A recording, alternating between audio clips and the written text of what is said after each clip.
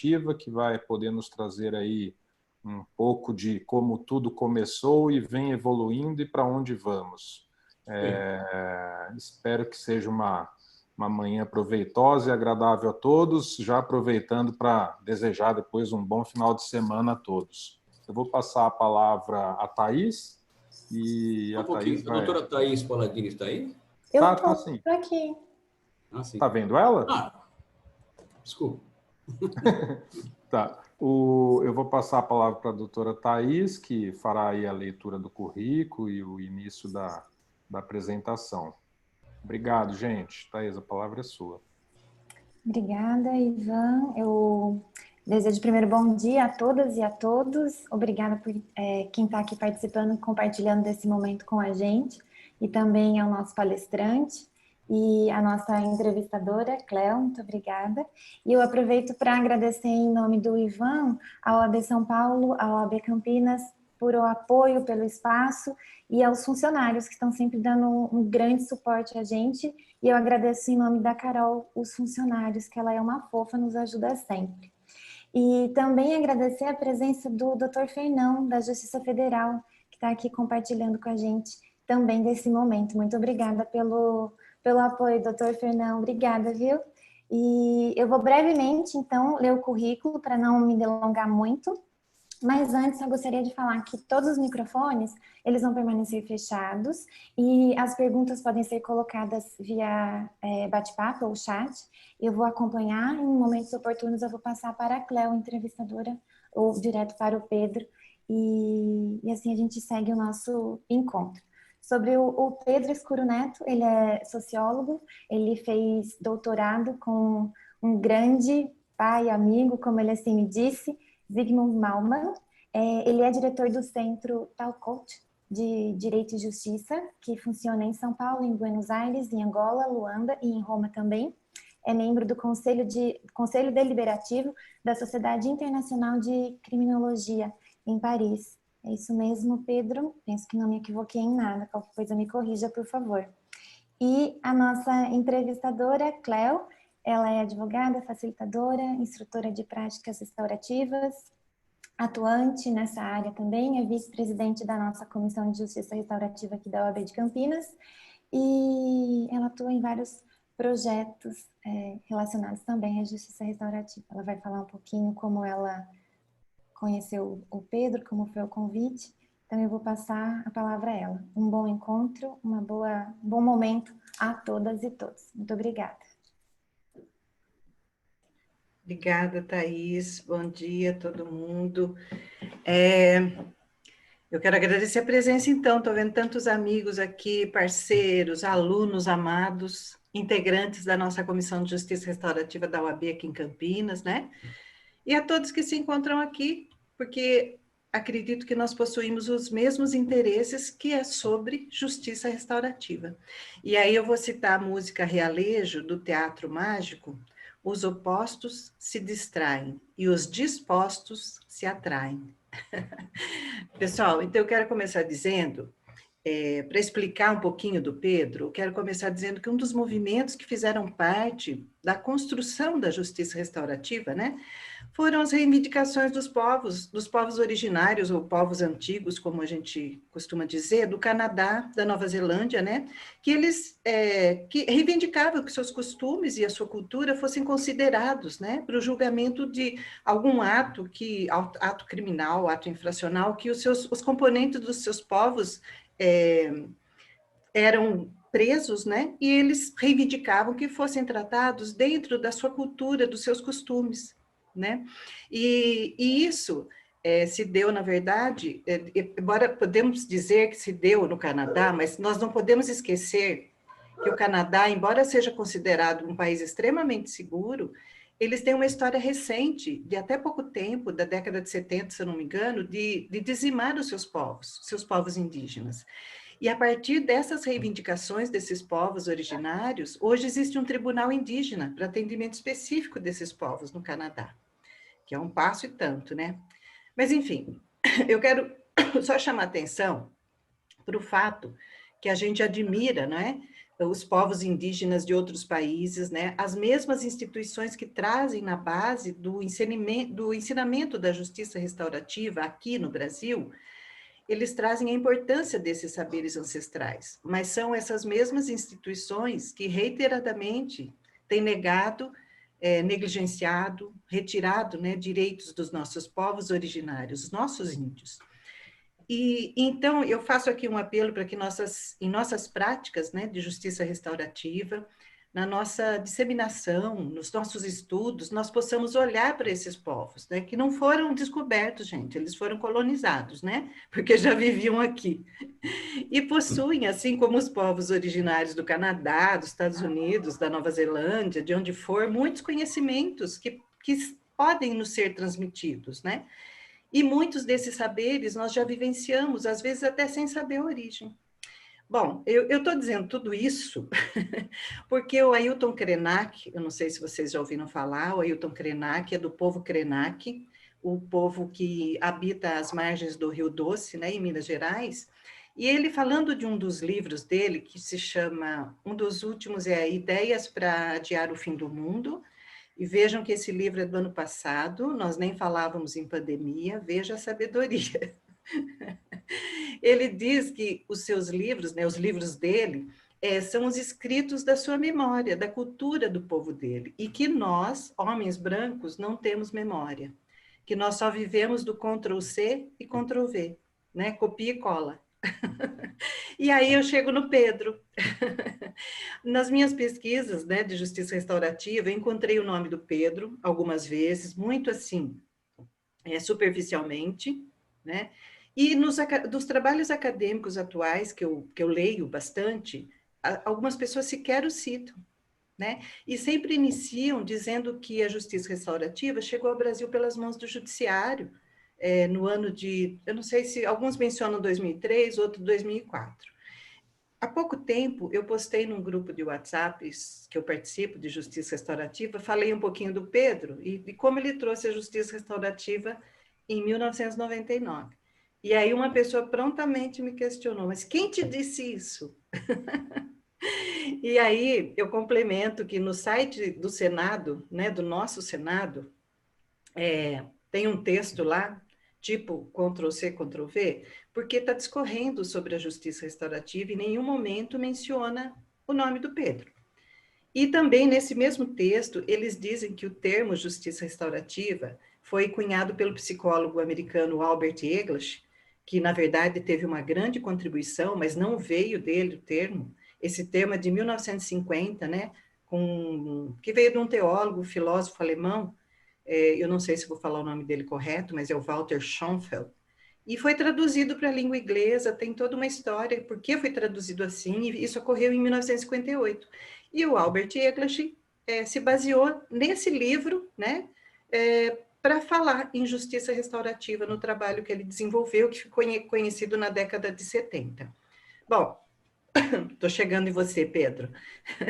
Então, eu quero dizer que pesquisando, né, eu me considero uma pesquisadora e o meu marido me considera uma investigadora. Ele deve ter os motivos dele para isso. Mas foi pesquisando que eu cheguei no Pedro. E sabe aquela pessoa que você manda e-mails, aquela pessoa que você fala, meu Deus, uma pessoa tão importante, eu vou escrever para ela, quem sabe, né? Aquela pessoa que nunca te responde. Não é o Pedro, gente. O Pedro respondeu prontamente e a gente tem conversado até hoje. É uma pessoa extremamente acessível, apesar de toda a sua bagagem, de toda a sua sabedoria. E eu convidei para ele contar um pouquinho aqui para nós a história, né, a sua trajetória, seus projetos futuros, né, envolvendo a justiça restaurativa. Pedro, é uma honra recebê-lo aqui na Casa dos Advogados de Campinas, que agora é uma casa virtual, né, e está no Brasil todo. Então, eu vou começar aqui pedindo para você, a intenção nossa aqui, gente, não é explicar do que trata a justiça restaurativa, né, porque o nosso público, acredito que todo mundo aqui já tem alguma noção, né, de justiça restaurativa. Mas a ideia com essa reunião é nós trazermos mais clareza de como a justiça restaurativa chegou ao Brasil, né, e as práticas que foram aqui estabelecidas. E aí, Pedro, eu vou passar para você então, que eu já falei demais. E eu quero, inclusive, que você fale um pouquinho desse nosso título, né, que nós colocamos precursor no Brasil. E aí eu perguntei para você, precursor, né, Pedro? E eu perguntei, posso colocar precursor no Brasil? Você falou, não, deixa assim mesmo. Então, eu quero que você fale da sua atuação em outros países, né, como que chegou no Brasil. Bom, a palavra é sua. Obrigado, Cleo.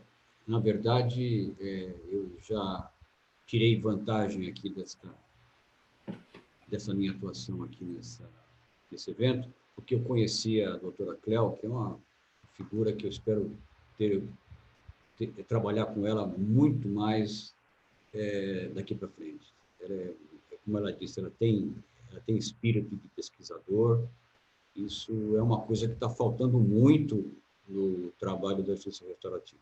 Sempre faltou. Antes de falar de mim, eu queria, já que a Cleo acentuou a contribuição dos povos originários, né?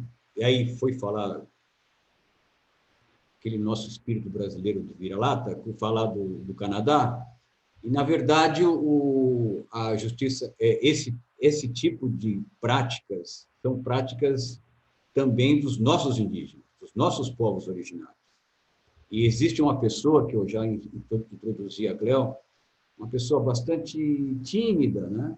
Mas que tem trabalhado muito, muito mesmo, totalmente isolado lá no Mato Grosso, se não me engano, no Mato Grosso do Sul, que é o Marco Aurélio Luz, né?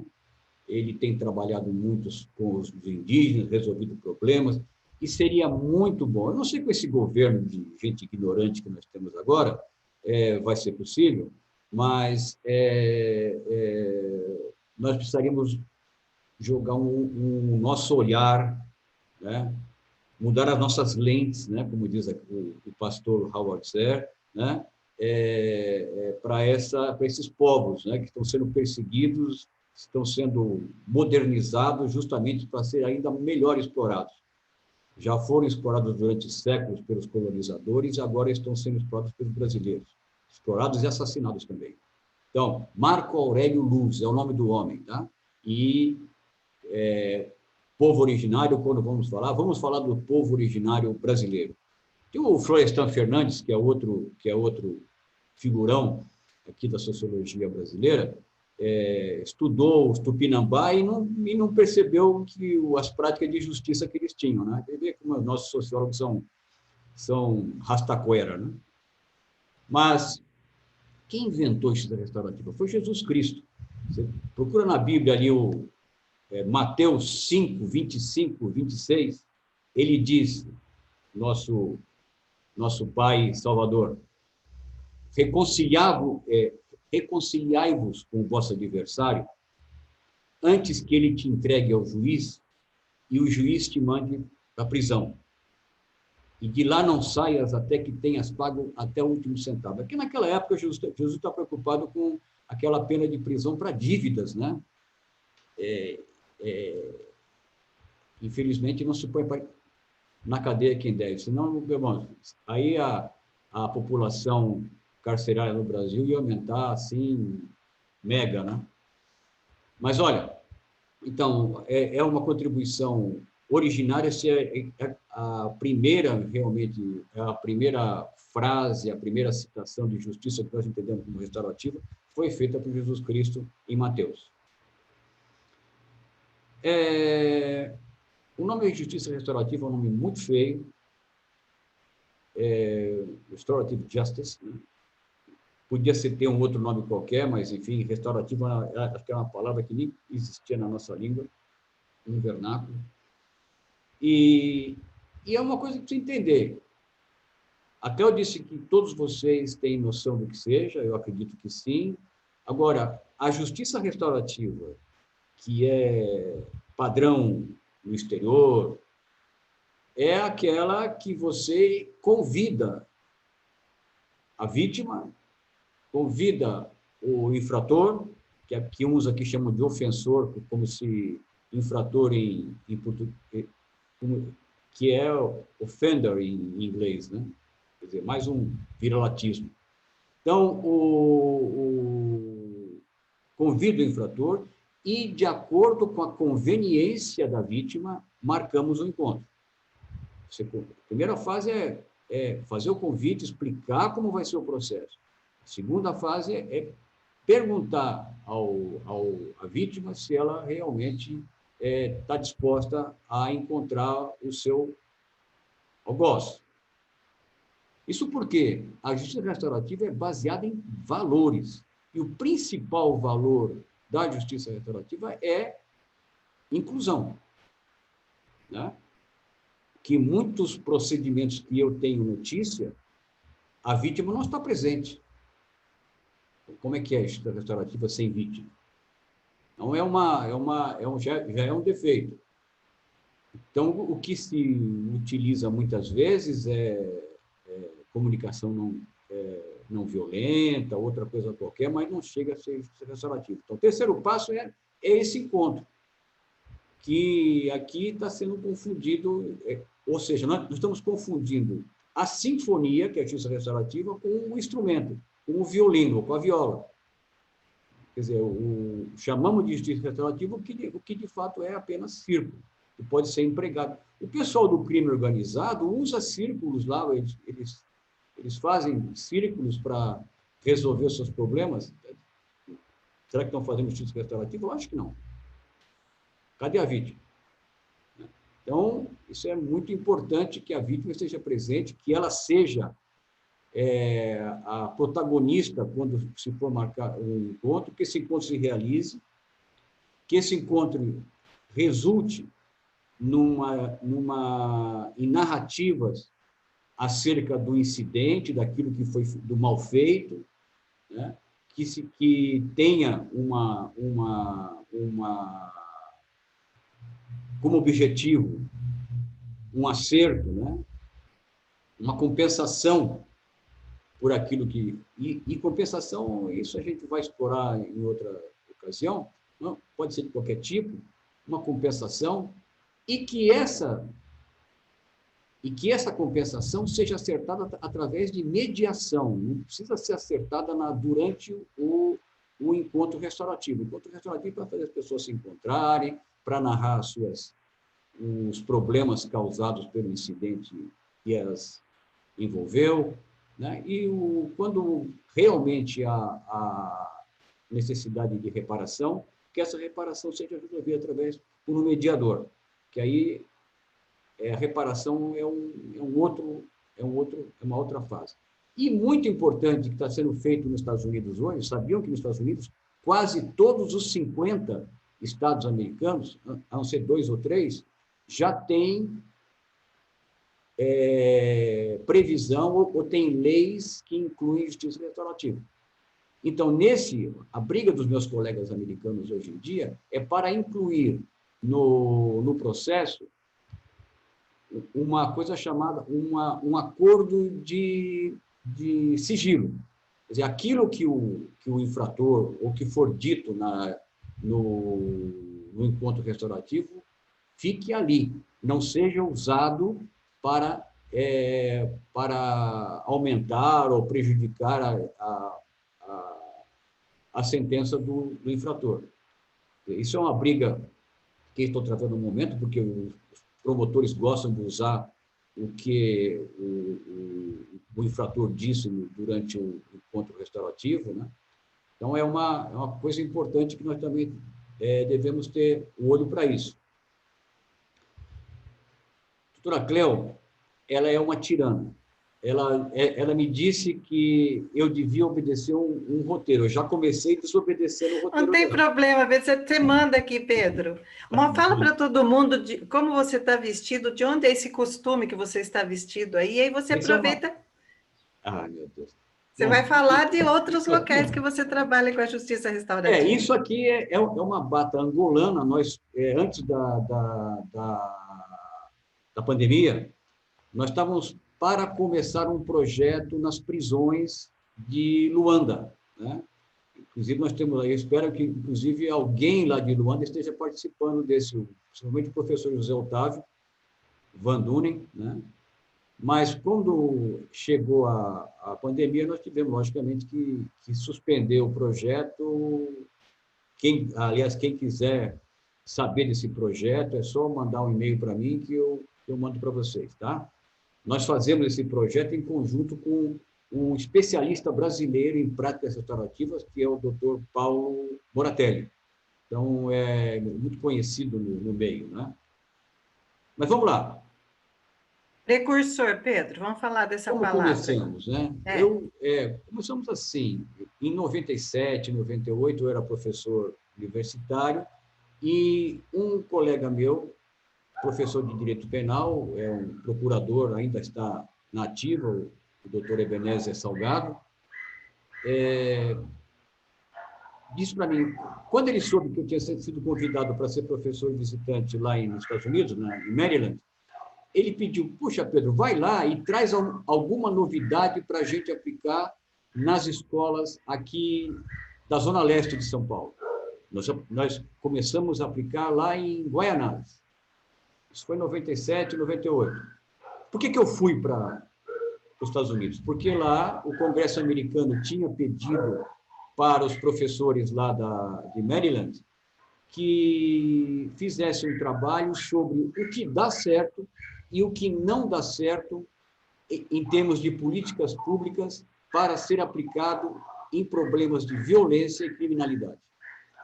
Eu, como sou muito curioso, eu fiquei sabendo, escrevi para eles me convidaram, eu fui para lá e realmente a minha vida mudou quando eu conheci essa turma.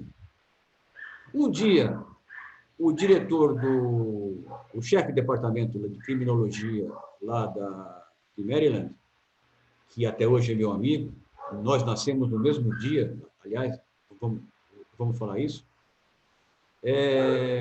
ele hoje é diretor do Instituto de Criminologia em Cambridge. Ele me disse, olha, eu estou chegando da Austrália, onde fui fazer uma pesquisa sobre justiça restaurativa. Eu falei, o que é isso? Aí ele, surpreso, olhou para mim, você não sabe o que é? Porque, como dizia a Cleo, no Canadá já estava sendo usado desde 1995, já era política pública no Canadá. E a Austrália começou a usar como compensação para a política de guerra às drogas. Interessante esse fato. Naquela época, isso nos anos 90, a Austrália tinha o número de encarcerados na Austrália era o mesmo do Brasil. Hoje, o Brasil tem 4 ou 5 vezes mais. Por quê? Porque os australianos começaram a empregar instrumentos como a justiça restaurativa para impedir que as cadeias ficassem na situação que nós temos aqui hoje em dia. Quer dizer, olha...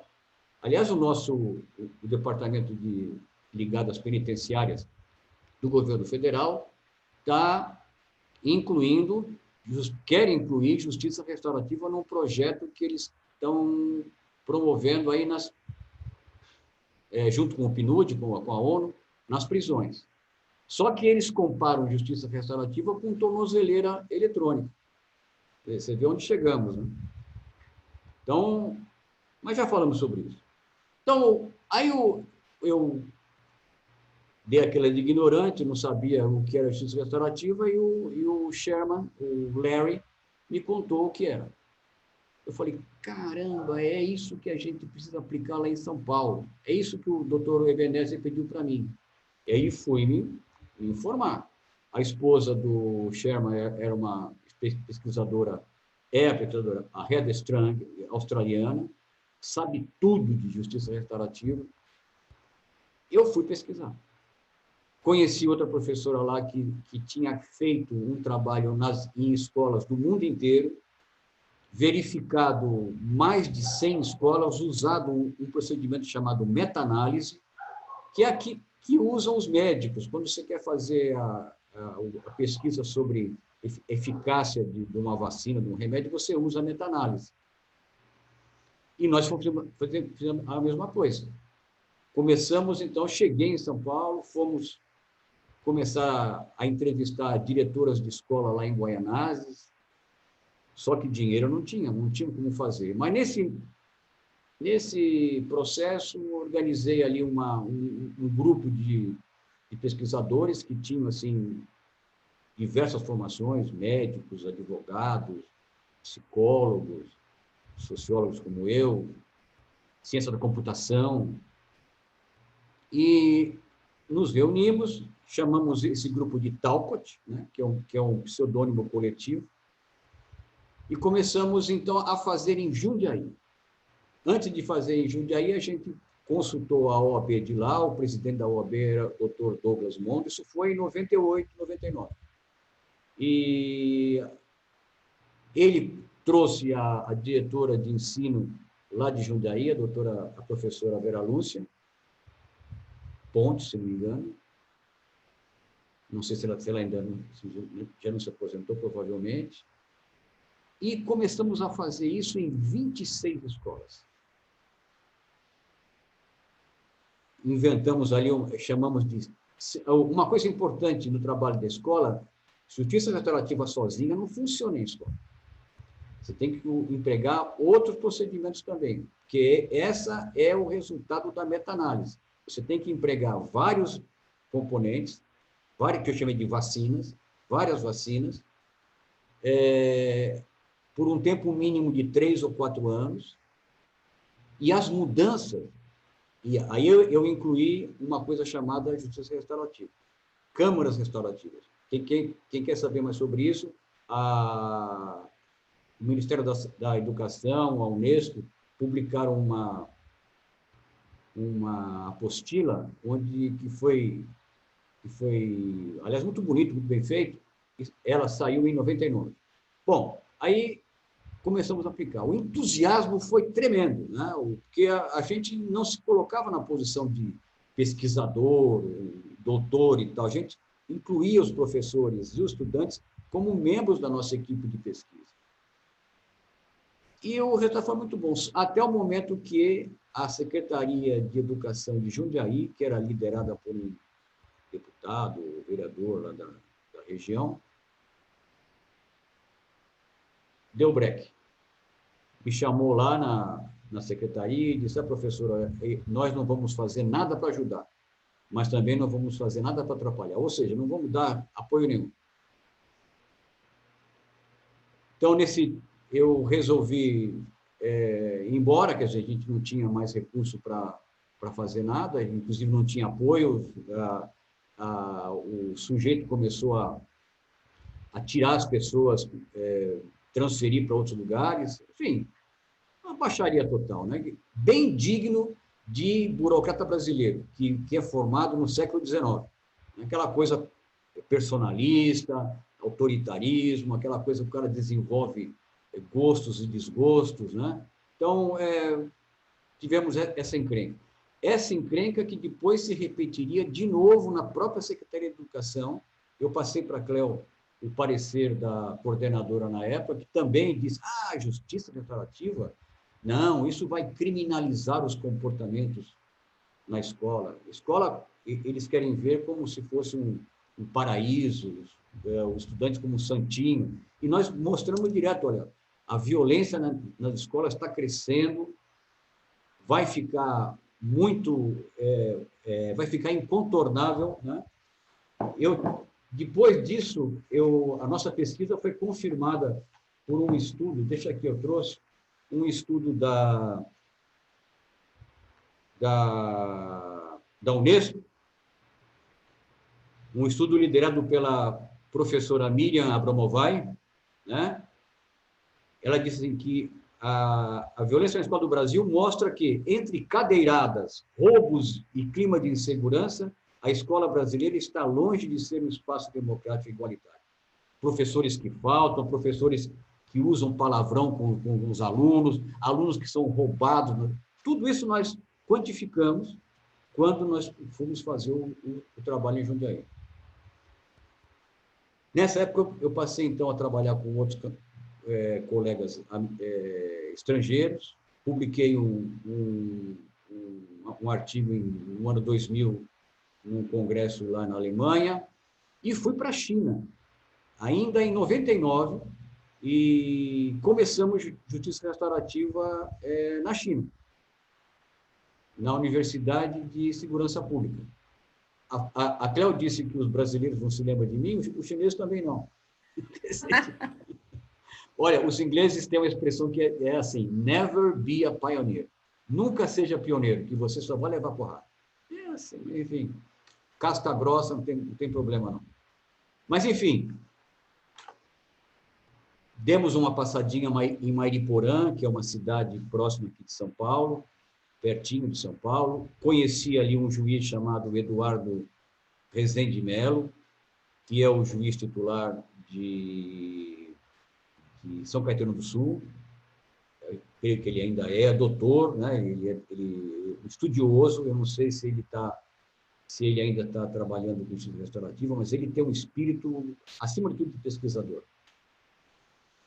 E contei as minhas histórias para a outra coisa de Jundiaí. A gente tinha como consultora de câmaras restaurativas uma professora australiana chamada Margaret Thorburn, uma mulher bonitona, simpática. Eu fico chateado que ela não veio para o Brasil, que dá uma paquerada nela. Mas, enfim, olha, ela acabou não vindo aqui. Não conheci pessoalmente, mas ela que fez o trabalho que nós adotamos nas escolas aqui, ou que nós quisemos introduzir nas escolas brasileiras. Ela que levou da Nova Zelândia para a Austrália, né, Pedro? Para as escolas de lá. Foi. Ela é bem famosa. É realmente uma figura que eu acho que naquela época, mesmo hoje em dia, seria obrigatório a gente consultar. Tem uma experiência incrível nessa coisa nas escolas. Aí contei para um velho amigo meu, doutor Gustavo Corte, que foi deputado. O doutor Gustavo Corte foi o homem que promoveu o primeiro evento de justiça restaurativa no Brasil, com a ajuda do consulado da Alemanha. Foi um evento fantástico, só sobre justiça restaurativa. Não sei se foi em 99 ou ano 2000. Doutor Gustavo Corte, espero que ele esteja nos ouvindo, foi o primeiro no mundo a escrever um artigo que eu publiquei recentemente, uma parte, falar sobre direito restaurativo. E o doutor Gustavo Corte foi a pessoa que me apresentou o doutor Leoberto Blanquer. Isso lá no sítio dele aqui em Ibiúna. E o doutor Leoberto abriu dois olhos, né? Desse tamanho. Se apaixonou pelo meu relato logo no começo. Naquela época eu estava fazendo trabalho em Jundiaí.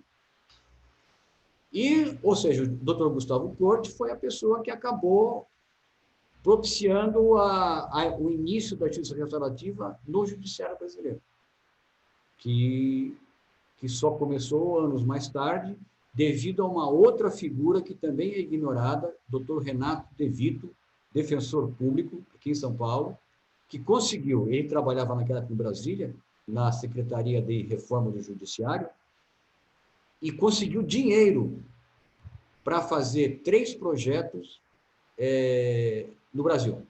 Um em Brasília, coordenado pelo doutor Aziel Henriques, que eu reputo, acho que é a pessoa que mais conhece justiça restaurativa no Brasil. Em São Caetano do Sul, coordenado pelo doutor Eduardo Rezende, e em Porto Alegre, coordenado pelo doutor Leoberto Blanquer. Bom, e olha, esse dinheiro não veio do Brasil, não. Por isso que a gente tem que ter imposto sobre grandes fortunas no Brasil. Porque quando o cara tem muito dinheiro e paga imposto, ele, para pagar menos imposto, ele patrocina projetos, como fazem os americanos. Os brasileiros não dão um tostão. Por que não vai ganhar? Qual é a vantagem disso? Recentemente eu conheci um desses ricões, dono de empresa, que abriu um instituto para prevenir assédio sexual contra crianças, mas ele abriu só de vaidade. É um instituto que só tem nome, que aparece na televisão, mas não faz pesquisa nenhuma. Eu, idiota como eu sou, né, fui lá conversar com ele para ver se ele estava a fim de patrocinar a pesquisa. A gente saiu brigado de lá.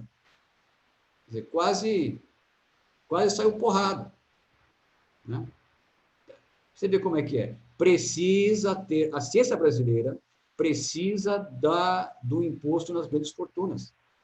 Para aí você poder Bill Gates dar dinheiro, é lógico que dão, porque eles têm desconto, né? Tem alívio no imposto quando dão dinheiro para pesquisa. Aqui o Estado tem que fazer tudo. Mas, enfim, o tempo passou, e aí o Leoberto Branqueri escreve, pô, Pedro, começamos a nos escrever, né? O doutor Leoberto tinha, hoje ele é desembargador, tinha e tem uma perspectiva muito crítica do judiciário. Mais que a minha. Mais que a minha.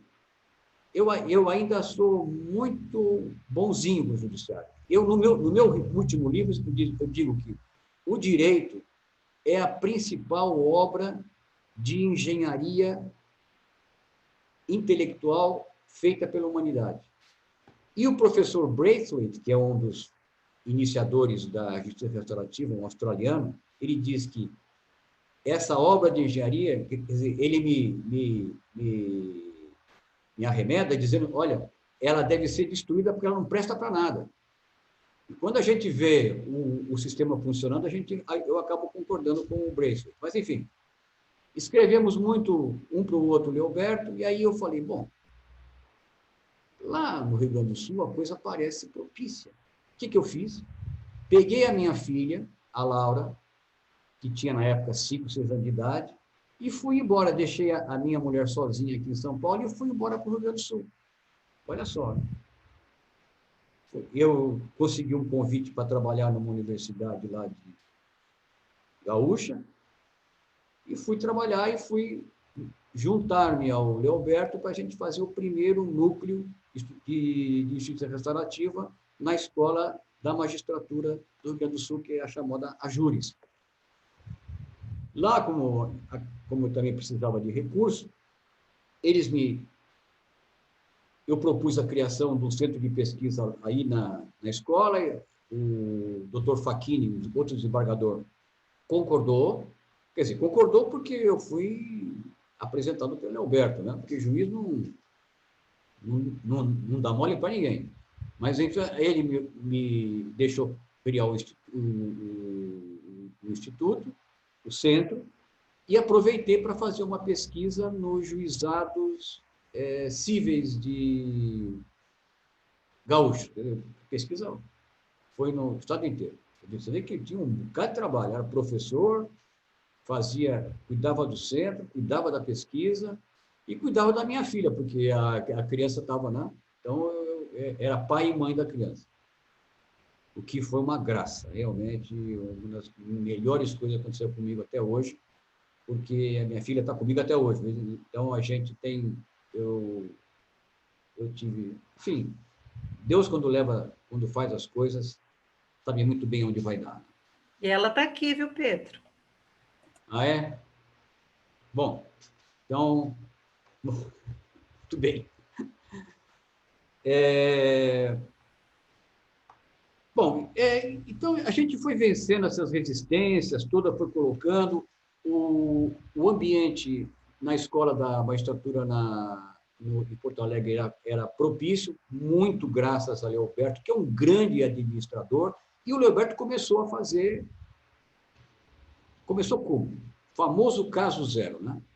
Eu já contei esse caso zero várias vezes, o caso do Amarildo, vocês já devem conhecer, isso tem gravado, é só pedir para o Leoberto que ele dá para vocês. Foi um caso, e naquela época não se usava círculos, não, usava-se câmaras restaurativas. Então, o que o Leoberto fez? Ele viu um caso de um senhor chamado Amarildo, que vendia água mineral naquelas bombonas, chama de bombona lá no sul, garrafa plástica, né, grande, colocava no chevetinho dele e ia sair por aí vendendo as bombonas dele. Foi assaltado, uma dupla de um maior de idade e um menor, na ponta de um revólver, pararam ele no cruzamento, pegaram o carro e foram embora. Deram azar porque estava chegando uma viatura, o marido gritou por socorro e a viatura da Brigada Militar, quer dizer, a Polícia Militar lá do Sul, correu atrás dos bandidos. Aí foi aquela perseguição hollywoodiana e tal, e os caras, né, como acontece, enfiaram o carro do Amarildo no poste. Perda total. Então, o Amarildo perdeu as bombonas, perdeu o carro e perdeu o prestígio em casa, porque o homem sem dinheiro em casa é dose. Isso não é comentário machista, não. Viu? Enfim, aí veio a fase do inquérito. E no inquérito, o Leoberto, que já estava todo cheio de vontade de começar a aplicar a justiça restaurativa, chamou, conversou com o infrator, o menor em conflito com a lei, lá no tribunal dele, segunda vara da infância e adolescência. Isso foi 2001, 2000, não me lembro. Minha memória é cada vez mais curta.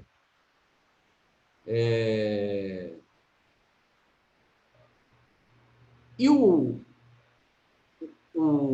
adulto foi processado lá no tribunal convencional. E o Amarildo, a vítima, foi chamada como testemunha. E foi ridicularizado pelo infrator. Ah, você é um trouxa, você quer vir aqui falar de mim, papapá, quer dizer, saiu de lá chateado com a justiça, porque o cara, acho que nem pegou cadeira. Aí, já o doutor Leoberto chamou o Amarildo para participar na condição de vítima, protagonista do encontro restaurativo, da Câmara Restaurativa. Então, veio o Amarildo, veio uma filha do Amarildo, veio o infrator, o menino que eu não me lembro o nome, e veio com a mãe dele. E ali o Amarildo contou, né, tudo que aconteceu com ele, o prejuízo que lhe foi dado, foi aquela coisa. Quem participou de encontro restaurativo sabe como é forte isso, como é emocionante. Até eu fico alterado quando falo disso.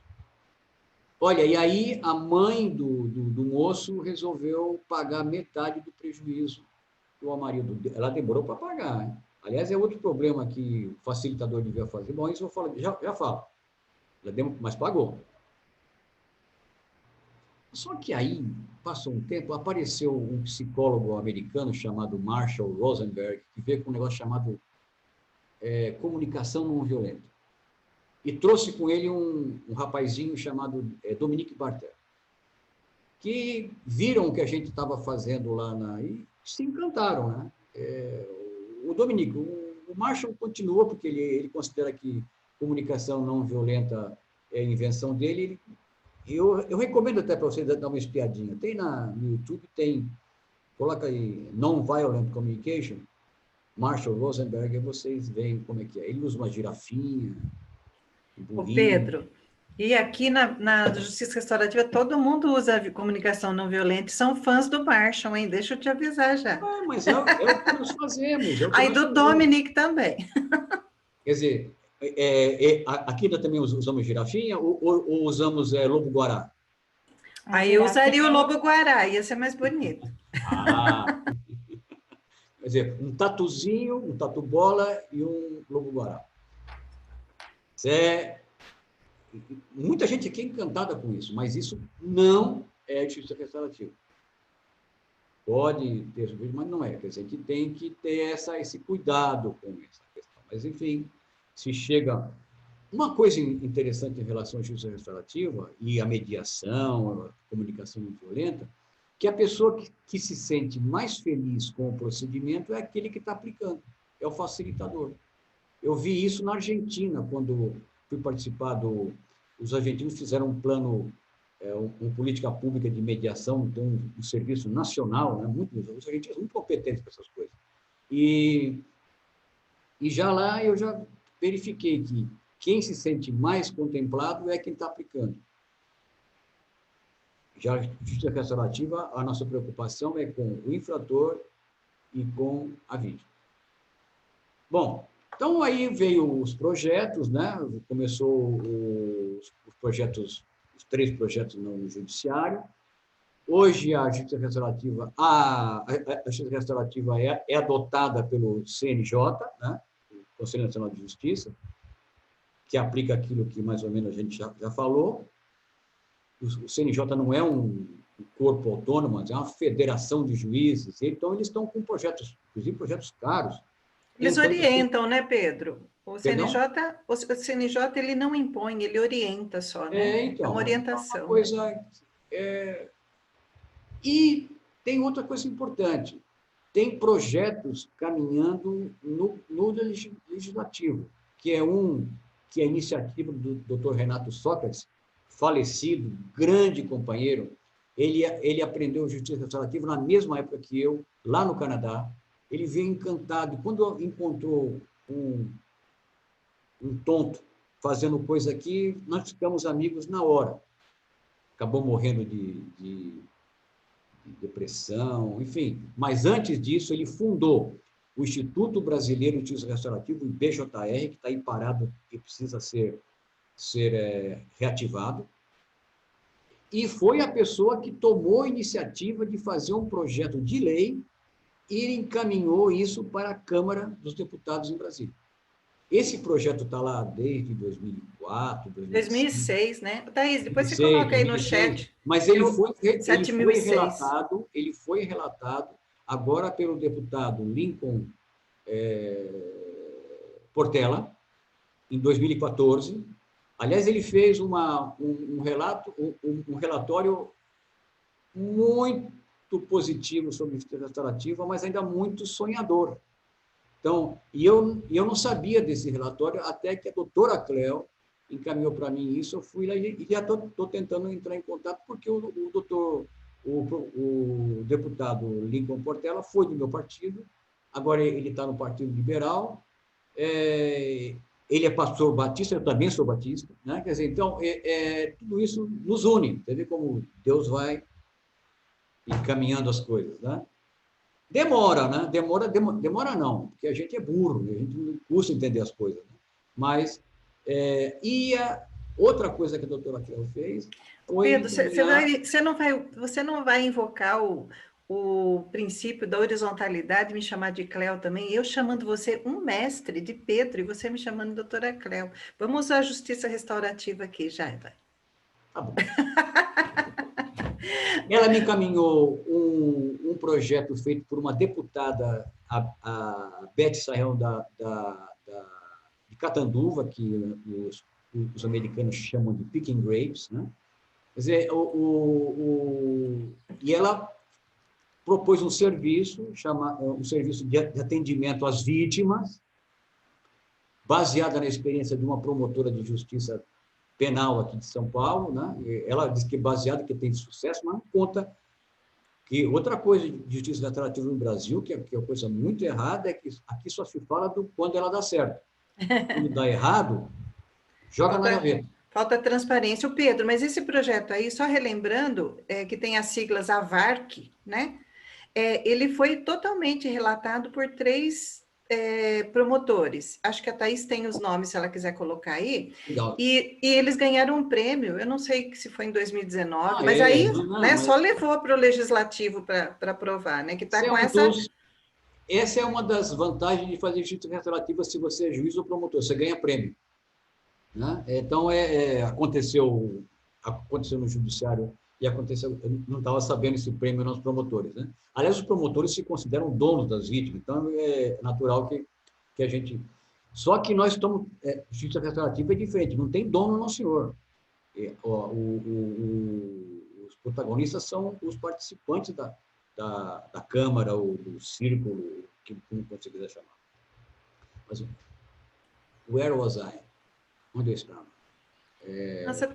É porque eu te cortei, né, Pedro? Você estava falando desse projeto, e eu só acrescentar que esse projeto, na verdade, ele é só para a área criminal do Renato Sócrates. Sim. Em toda a área criminal, né? Não. Que ele recebeu vários... Não. No relatório do deputado Portela, ele diz no final que não é só para adolescente, né? Quer dizer, Não, toda a área criminal que eu falo, ele mexe no nosso Código de Processo Penal e no Código Penal, né, na Lei de Código Penal, mas, assim, até 2014 ele recebeu muitas alterações, né? Mas a princípio era aquele para... projeto que está na Câmara, ele ainda serve pouco como instrumento. Ele é muito abrangente e ele não foi feito para ser uma ferramenta. Então, ele precisa ser transformado em ferramenta. Tanto é que ele está dentro de 2014 para ser avaliado, ou seja, não foi a plenário ainda. Mas, enfim, nós estamos caminhando. Eu só duvido que tudo vá resultar no meu período de vida aqui na Terra, né? No nosso. Nossa, não, vocês são muito jovens, mas no meu caso, eu fico preocupado com isso, por isso que eu quero correr. Já contatei o Lincoln, já falei já mandei mensagem para a doutora Beth, aqui da Alesp, né, da Assembleia Legislativa, e tentando provocar para que isso aconteça. Então, já falei do Jundiaí, Mariporã, falei tudo já. Ô, Pedro, então, aproveita... Permitiu só. Vou cortar você, né? Não, se você me cortar, me atrapalha. Você vai ter tempo de falar. Eu quero te perguntar. Mas terá tempo para isso, pela ordem. Eu vou encerrar dizendo, esse é o estado que ela está agora, é um estado que, apesar de bagunçado, porque o Brasil é bagunçado mesmo, né? Eu tenho um amigo que dizia que o brasileiro não é boa gente, nem alegre, o brasileiro é bagunçado. Então, essa bagunça que nós estamos tendo, que foi muito introduzida pelos juízes e pelo Marshall Rosenberg, né? Ela vai ser resolvida à medida que a gente avance, estude, né? Porque não é só chegar lá, reunir aquelas pessoas e chorar com eles. A gente tem que ter o espírito de pesquisador. Isso que a doutora Cleo tem, que, enfim, outros, a doutora Rafaela Palamola também tem, a doutora Jaqueline Tonch, que fez um trabalho muito, muito bom de análise do projeto em São Caetano do Sul, com autorização do doutor Eduardo, que já falei também, é pesquisador. Então, nós temos que reativar o IBJE, o Instituto Brasileiro de Justiça Restaurativa, para que isso avance. E, acima de tudo, criançada, nós temos que convencer a academia a entrar nessa, porque a academia é o nosso instrumento mais forte.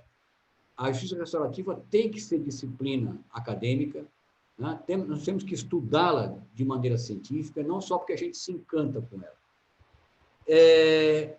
Outra coisa importante que eu acho que é fruto daquela experiência de Jundiaí, que eu estou vendo os americanos usarem. Nós temos que ter uma abordagem normativa, né? Uma norma da justiça restaurativa, e não usá-la simplesmente como atendimento. Não é só para você atender o infrator ou a vítima. Isso que talvez a gente precise conversar sobre esse projeto lá da Alesp. É isso aí. Basicamente é isso aí. Você vê que mais de 20 anos de luta, eu estava assim, meio que distanciado, mas a pandemia me trouxe assim, muitos convites para falar sobre o assunto. Eu agradeço muito a doutora Cleo nesse sentido. Me incentivou a voltar, enfim, estamos aí. Obrigado, hein? Ô, Pedro, então, só queria que você esclarecesse mais, porque eu quero te dizer, e você sabe disso, que eu não tenho muita firmeza nessa ideia de que nós tenhamos uma lei de justiça restaurativa, porque acho muito difícil ela ser implementada. Por quê, Pedro? Você sabe que as práticas restaurativas, e aí você falou da Rafaela Palamola, a Rafaela, ela enumera as práticas restaurativas como 4, e as outras que se fazem aqui, ela chama de abordagem restaurativa. E eu entendo que você fala que quando não há a participação da vítima, né? E hoje o que a gente mais vê no judiciário são essas abordagens restaurativas que não envolvem a vítima. Né? Quando todo o objetivo da justiça restaurativa, né, o foco, ele é na vítima, né? E aqui a gente não consegue ainda implementar isso. A minha questão para você é a seguinte: desse projeto que está lá, que era do Renato Sócrates, que foi relatado em 2014. Você leu, porque o Pedro, gente, ele defende, né, uma justiça restaurativa que esteja como uma norma. Não é isso, Pedro? Mas nós sabemos que a justiça restaurativa tem práticas quase artesanais. Né? Como que se casaria essas práticas, essa subjetividade, né, da justiça restaurativa com esse racionalismo, essa racionalidade penal que existe no judiciário, dentro do direito, na verdade. Né? E aqui eu incluo a nossa área da OAB também, né? Para que as pessoas pudessem entender isso. Então, são duas perguntas, Pedro. Depende muito da atuação dos advogados, nesse caso. Depende muito dos parlamentares também. Por isso que o Renato Sócrates, com aquele tirocínio que ele tinha, infelizmente o Renato não está com a gente, ele teve... e por isso que eu corro atrás, até mesmo como prestando uma homenagem ao Renato, eu vou até Brasília, vou me empenhar com isso, e vou aqui na Leste também, que não é longe de casa, para a gente trabalhar mais a questão parlamentar. A questão de transformar a justiça restaurativa em norma. Nós já temos o ECA, que é um senhor instrumento que mudou demais e tem um aspecto restaurativo nele, ser assim, né? Só que não tem aquela coisa de incluir a vítima também. Deveria. Estou falando muito da CLEO. A CLEO tem uma referência nos Estados Unidos eu queria que ela falasse agora, por favor, sobre um serviço que tem lá, uma instituição que trabalha em casos de abuso sexual de crianças. Quer falar um pouco sobre isso, Cleo? Então, Pedro... Posso te interromper só um minutinho? Claro. Só para fazer um comentário, porque assim, a gente compartilha isso com outras pessoas que também estão aqui presentes, né? Sim. O Pedro estava comentando, aí o Fernão também comentou comigo a respeito de algo agora, né, do momento do Brasil, que o CNJ ele vem implementando a justiça restaurativa como uma política pública nacional, pela resolução 300 de 2019. O Fernão comentou que ele inseriu o artigo 28A na resolução 225, dispondo como um dever de todos os tribunais do país a criação de um órgão de macrogestão de justiça restaurativa no prazo de 180 dias, né? Uhum. No escopo de implementação e difusão dessa prática como uma política pública. E complementando que o INFAM também colocou como uma prática para capacitação dos magistrados, juízes, servidores, promotores, advogados também, né? Um curso de capacitação. Então, só queria complementar com isso para quem está começando ou não sabia ter esse conhecimento também. Sim. Obrigada, viu, Fernão, querido? Posso dar um palpite em relação a isso, por favor? A justiça restaurativa foi feita para ser simples. Tanto é que tem um pastor chamado Howard Zer que começou isso lá, né? Tudo sem teoria, não é para ser, segundo o Zer, não é para ser alternativa à justiça. Já outros, já professores, o professor Braithwaite e eu, a gente quer que ela seja. E, na minha época, eu tive o privilégio de trabalhar com teóricos excelentes, né? Hoje eu não vejo assim acontecer mais, porque nós estamos considerando como prática de atendimento, né? Não é uma coisa para se equiparar à justiça, servir lá na frente de alternativa à justiça. Eu tenho um modelo, num dos meus trabalhos, sobre o modelo dual, né? Trabalhando, dependendo do processo na justiça, as duas justiças, a convencional, a penal, né? e a restaurativa, trabalham juntas. Isso necessita que as pessoas conheçam o processo penal.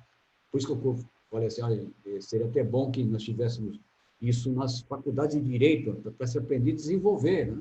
E além da faculdade de Psicologia, Sociologia, isso não existe. Enquanto a academia não entrar nessa, vai ficar difícil e vamos ficar encarando sempre como práticas, e práticas nas coxas. O Pedro, mas sabe que eu achei muito importante também que o CNJ colocou na escola, né, superior de magistratura a justiça restaurativa como uma disciplina. Isso eu achei fantástico. Tem que começar de lá mesmo. E voltando ao assunto que você falou aqui do Hidden Water, né? Que é sobre um projeto lá nos Estados Unidos de abuso sexual, não é isso? Você estava dizendo? Isso. Mas, veja só, por que a gente falou que isso é muito interessante? Porque lá nós entendemos que esses crimes, né, de abuso sexual, a gente sabe que tem muita coisa por detrás dessas histórias, né? E que geralmente um agressor já foi agredido lá atrás, muitas vezes, a maioria das vezes. E acredito eu também, e acredito que muita gente aqui pensa como eu, que você apenas encarcerar essa pessoa e não dar um tratamento devido à vítima, né? E isso não resolve, porque né, é um círculo que vai se renovando constantemente, né? Aquele que foi agredido não é tratado, ele vai abusar de outro, e aquele vai para a cadeia e vai morrer lá. Enfim, e esse Hidden Water, eles tratam todas as partes, a vítima, né, do abuso, o agressor e as famílias deles, para que possa haver uma transformação ali, e tudo através da justiça restaurativa. Então, eu comentei com o Pedro, porque eu achei muito interessante. Enquanto nós aqui, Pedro, relutamos ainda em falar de justiça restaurativa em casos de violência grave e violência doméstica. O projeto em Brasília fala sobre isso. Ele fala realmente da utilização da justiça restaurativa em casos graves. Aliás, já na minha época, quer dizer, lá no fim dos anos 90, começo dos anos 2000, a gente falava e estava demonstrado cientificamente pelo professor Larry Sherman e pela professora Heth Strang que a justiça restaurativa funciona melhor em casos graves. Verdade, Pedro, com certeza. E só que quando você me fala de uma norma, de criarmos uma norma, me vem muito hoje, sem uma norma, eu vejo muitos magistrados indicando quem pode participar da justiça restaurativa. Então, vou levantar o que o Paulo Moratelli levantou para você, quem trabalharia para construir essa norma? Porque quando nós colocamos pessoas do âmbito do direito, né, operadores de direito construindo normas, geralmente eles levam para esse projeto as estruturas, né, os vícios e a linguagem jurídica e violenta, por que não dizer violenta, né? E então eu queria saber de você, quem participaria da criação ou melhoria desses projetos que estão lá e quem garantiria que os magistrados, espero que numa norma dessa fosse assim obrigatório que todos pudessem ter acesso ao procedimento restaurativo, porque hoje nós vemos os juízes indicando dentro do seu parecer, dos seus valores, quem pode ou não participar de um procedimento restaurativo. Porque ela não é lei. O juiz é escravo da lei. Deveria ser, pelo menos. Então, enquanto não tiver uma norma, ele vai fazer de acordo com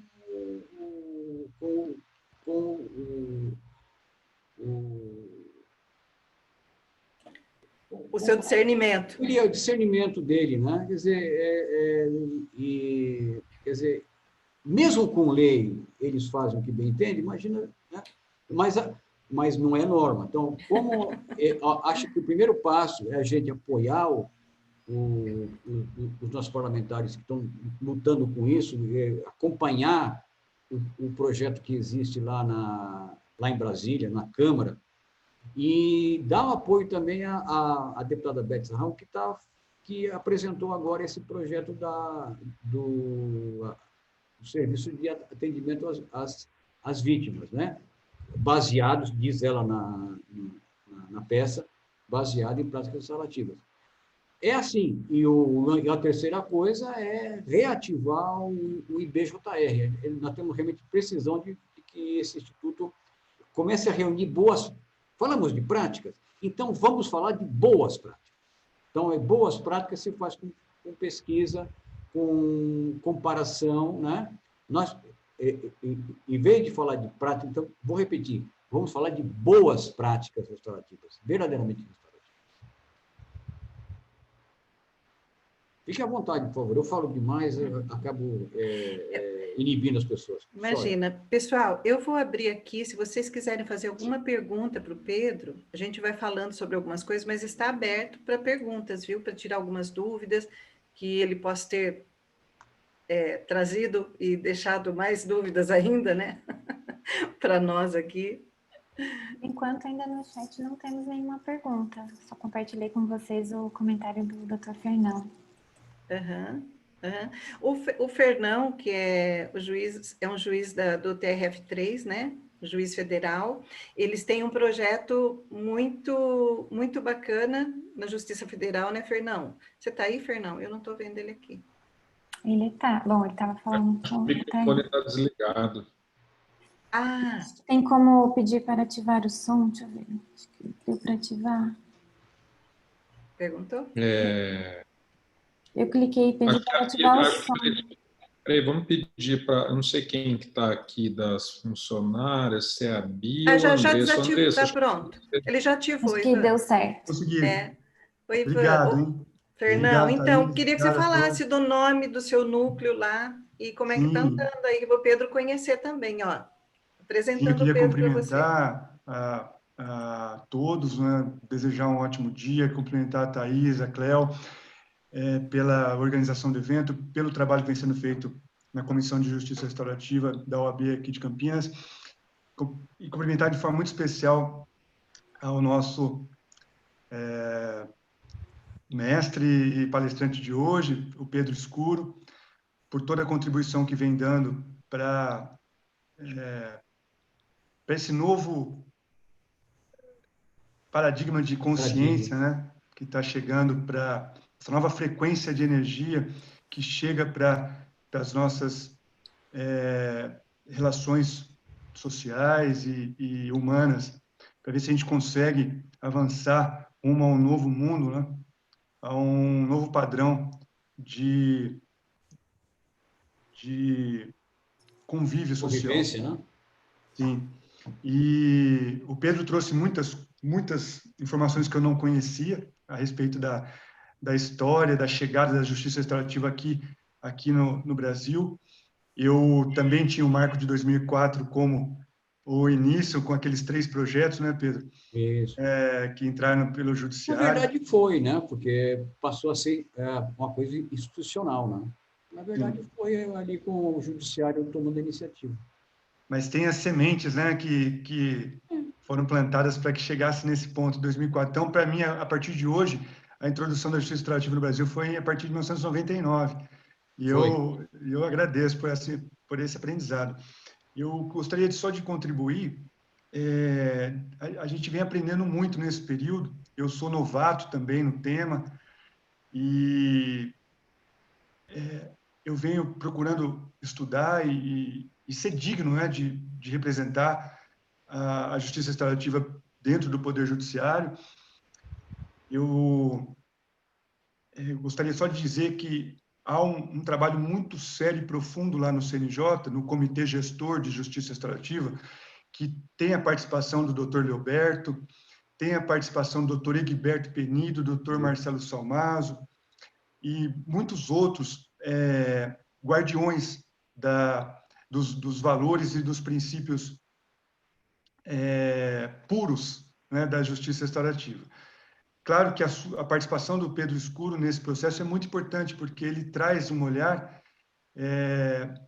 do observador externo à instituição do Poder Judiciário. E nós vamos precisar de todo mundo para poder desenvolver esse trabalho. O Judiciário é mais um braço importante para desenvolver essa política pública no nosso país.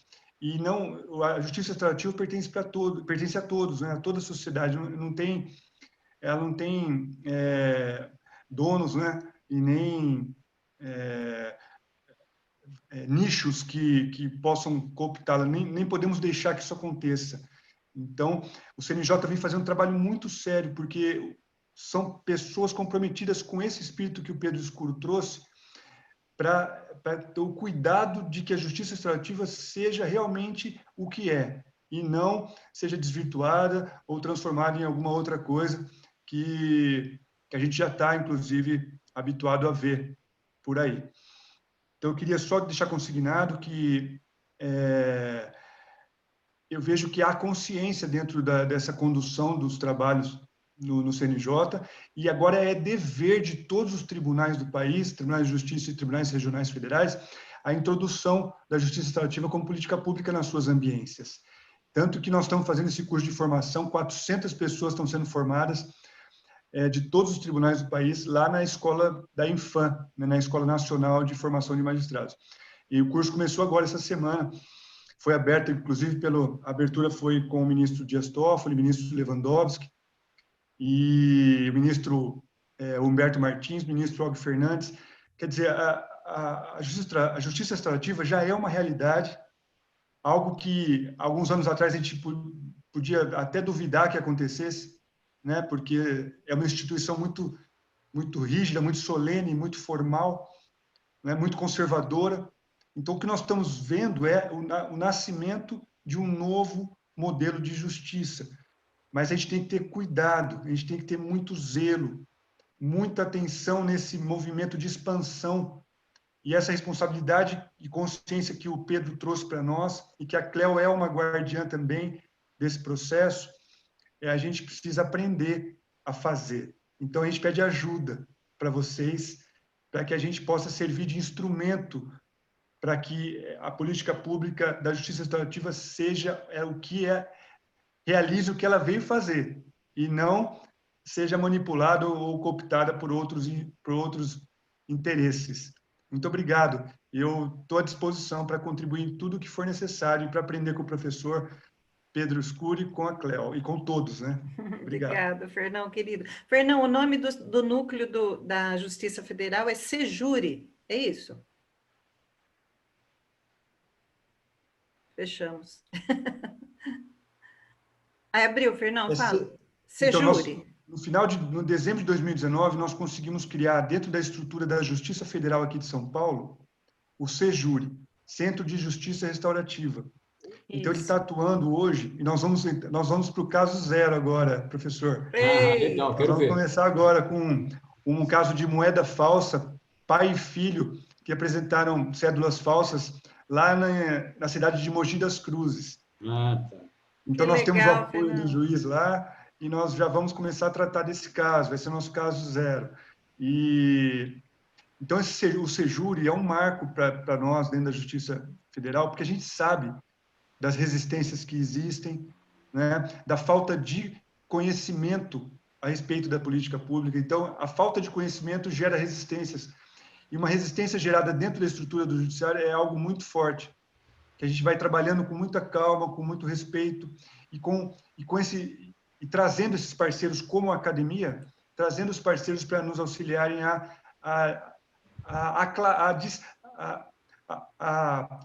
e facilitando esse processo de conhecimento do que se trata a justiça restaurativa. Então, o Sejure tem o apoio da Cleo também, e da OAB Campinas, e nós estamos aprendendo, estamos caminhando com muito cuidado e respeito. Obrigado, Cleo. Celebramos com você, viu? Fernão, obrigada. Thaís, você tem alguma pergunta aí do chat para passar para o Pedro? A Ana Maria colocou: alguns doutrinadores ainda apresentam-se muito céticos. Como vocês podem comentar a falta de credibilidade? Verdade. Eu não entendi. Mas não, ela fala da falta de credibilidade na justiça restaurativa, não é isso? Da justiça restaurativa? Ah, tá. Isso acontece muito nas escolas, na pesquisa da professora Jaqueline Tonch. É Juliana, viu, Pedro? É Juliana Tonch. Juliana Tonch, desculpe. Trocar nome de uma pessoa é a maior ofensa que você pode fazer. Normal, mas é normal, também troca. Mas é feio. Mas, enfim, ela mostrou realmente que os pais duvidavam do procedimento, achavam uma coisa inútil, né? Isso geralmente não é revelado. Olha, a última pesquisa que o Sherman fez sobre justiça restaurativa na Nova Zelândia, com povos originários, mostrou que a aplicação de círculos lá aumentou o nível de criminalidade em 400%. Então, olha, a gente como diz o mestre Fernão, tem que ter cuidado, né? Mostrar realmente, e ter assim, transparência, para não cometer abusos, não fazer pior do que já está, né? Então, à medida que a gente não só nos emocionar com isso, mas à medida que a gente fizer bem para as pessoas, resolver os problemas, a justiça restaurativa vai ganhar cada vez mais prestígio e credibilidade. Eu acredito também, né, Pedro, que nós falamos muito... eu vejo que as pessoas pensam muito ainda de uma forma punitiva, né? E eu estou te falando porque eu vi num desses projetos de lei que ele dizendo se a pessoa participar de um projeto restaurativo, é extinta a punibilidade. Não estava muito claro como isso era feito. Eu conversei com um outro rapaz que faz círculos para homens, né? Esses círculos de reflexão, reflexivos, né? Masculinos, para tratar o machismo, a violência doméstica, a violência de gênero. E, inclusive, falei para ele da justiça restaurativa, né? Para facilitadores, e ele falou assim, mas eu li alguma coisa sobre isso, é que não tem punição, é isso? É que a justiça restaurativa vai muito além da punição, né? É isso que as pessoas não percebem e acabam... Eu acho que toda essa falta de credibilidade, Ana Maria, é falta de conhecimento. As pessoas criticam e não Principalmente de quem conhecem. aplica, né? Mas eu acho... Uma coisa fundamental que eu não falei ainda, que já falei para a Cléo, nós precisamos caminhar para a profissionalização do facilitador. Né? Essa pessoa precisa... os juízes gostam muito de voluntários, né? Mas eles mesmos não são. Mas, enfim, o facilitador profissionalizar. Aí isso vai de par com a introdução da justiça restaurativa como disciplina acadêmica nas faculdades. Então, isso é uma coisa importante, curso de pós-graduação, justiça restaurativa. Na Inglaterra, a justiça restaurativa está sendo aplicada muito pela polícia. Isso é uma coisa fundamental que a gente trabalhasse também nesse caso. Né? São milhares de policiais formados como facilitadores para resolver os problemas ali onde eles começam. Nós temos muitas tarefas. Né? O doutor Fernão mostrou muito bem qual é esse Sejures, como é que eu fiquei assim encantado de ouvi-lo falar, né? Mas eu ainda acho que nós precisaríamos de um organismo central, no caso seria o IBJR, né? Aqui, deixa eu fazer um parênteses, aqui agora disseram que a Polícia Militar também pode fazer investigação, né? Além da Polícia Civil. Quando, por exemplo, na Inglaterra, já faz tempo, criou-se um centro de investigação que é independente, autônomo, né, das polícias. A polícia não deve fazer investigação. Né? Mas aqui nós estamos no caminho errado.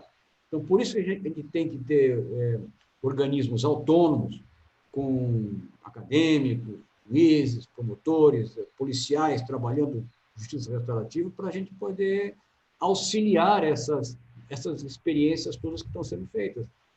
O trabalho tem que ser feito lá em Brasília, tem que ser feito na Alesp, para criar. O primeiro passo da doutora Beth, lá da Alesp, é interessante.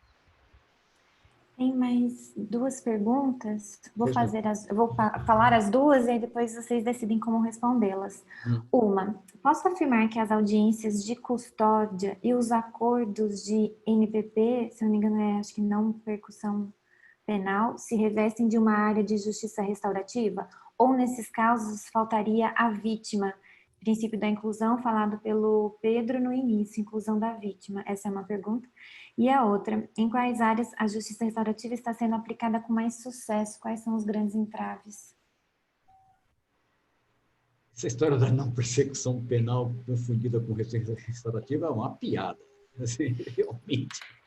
Não tem nada que ver. Eu vejo promotores, eu vi uma promotora muito conhecida em Pernambuco falando disso. Não tem nada a ver. É uma mudança de estado de espírito, né? Acho até. Agora, a não persecução penal é uma cópia lá do que existe nos Estados Unidos, né? O promotor resolve aí com o infrator e o infrator renuncia aos seus direitos constitucionais e processa e aí vai. Isso não significa, né, Pedro, que ele se responsabilizou? Nada nisso. Nada, né? Mas até um acordo, né? E realmente falta o principal, que é a vítima, e a reparação para a vítima, né? Isso é uma sacanagem. Tá? Responde a outra aí. Bom, por favor, doutora Thaís. Claro. Quais as áreas em quais áreas a justiça restaurativa está sendo aplicada com mais sucesso? Quais são os grandes entraves? O Pedro. A área onde ela é mais aplicada no mundo inteiro é a área da infância e adolescência. Né? Nos Estados Unidos, onde eu falei que quase os 50 estados já têm legislação, e geralmente a legislação vai para a área da infância e adolescência. Aliás, eu gostaria que fosse não só da infância e adolescência, mas fosse também do idoso e das mulheres, né? Que a gente aplicasse também, porque são, sem falar dos indígenas, hein? O Brasil tem várias áreas vulneráveis, né? Mas que ela fosse para essas pessoas mais vulneráveis, para as vítimas mais vulneráveis, casos, para evitar os problemas. A doutora Cláudia estava falando de abuso sexual, né? A justiça restaurativa é o instrumento ideal para esse caso. Não é o que se faz, prende o cara... Então, Pedro, mas na existe uma prisão, ele vai ser resistência. abusado também. Exato. Existe uma resistência muito grande aqui, né? E nem talvez pela população, mas é pela própria promotoria, né? Que, como você disse, que ela é dona da vítima, né? A população quer ver sangue, né? Eles querem realmente fazer... Tinha um promotor aqui em São Paulo que chamava o infrator de fauno, quer dizer, ele não é nem um ser humano. E ele falava, policial tem que aprender a atirar mesmo, atirar para matar. Um promotor falava isso, né? Quer dizer, eu tenho certeza que ele falava isso e tinha gente que vibrava ouvindo ele falar isso. Agora, por isso que é importante ter norma, porque a norma jurídica é muito expressiva. Ela acaba permeando todo o sistema social. É importante trabalhar com ela. Vocês falam, bom, mas vai engessar. Não vai engessar, não. Engessado está agora. Vocês pensam...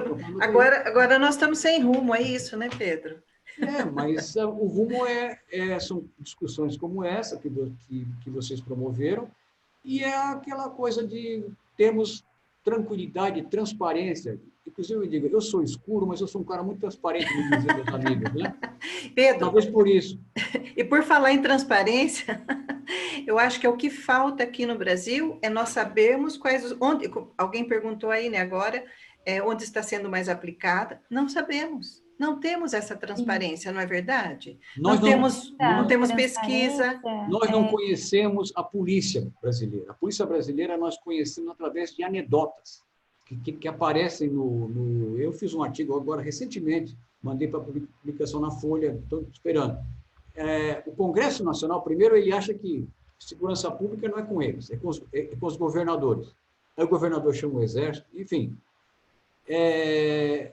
A gente não sabe o que acontece com a polícia, a gente não sabe, e por não saber, a polícia justifica os seus abusos. Então, é preciso esse olho clínico, esse olho investigador. E não podemos fazer leis, fazer normas em cima de anedotas. E aproveitando o que vocês estão comentando, tem a Cristina, ela disse que gostaria de saber mais sobre a proposta de profissionalização. Opa, ainda bem que alguém se interessou. Olha, eu cheguei a pensar... Pedro, deixa eu só perguntar, a Cristina é de Niterói? Cristina Lobato. Ela é de Niterói, tá. Oi, Cris. Quando houve um projeto feito por um deputado carioca lá na Câmara, esqueço o nome dele, está na ponta da língua, ele fez um trabalho para os paralegais. Aqueles caras que fazem faculdade de Direito e acabam não passando o exame da OAB. Eu pensei, esse pessoal é o facilitador ideal. Só que o caminho é a profissionalização dessas pessoas. As pessoas devem passar por um exame, devem ser acompanhadas quando trabalham facilitando práticas restaurativas, né? Para a gente... Isso não é engessar, gente, isso é fazer as coisas. Então, a gente tem que realmente zelar mais pelo facilitador, não usá-los da maneira... O cara não recebe nada, o cara coloca a sua dedicação toda, não tem nenhum prestígio. Então, a gente tem... Eu cheguei até a pensar em criar um sindicato dos facilitadores. para poder, né, para ter essa... Vamos, Cris, olha lá, Cris já concordou, bora. Então... Ai, meu Deus. Então, quando eu falo da transparência, Pedro, é a gente ter realmente confiança, né, no que tem sido feito, e a transparência hoje que a gente precisaria seria do judiciário mesmo, né? Estamos aplicando a justiça restaurativa, quais são os resultados? Foi bom, foi mal? Mas nós não temos esse tipo de pesquisa, né? E nem acho que eles tenham condições de fazer isso. E quando você fala da voluntariedade dos facilitadores, eu vejo também que hoje é muito utilizado o trabalho dos próprios servidores públicos que são sobrecarregados com mais essa tarefa. Trabalho escravo. Trabalho escravo. Então, não pode, a pessoa não pode fazer isso como se estivesse tricotando um chale.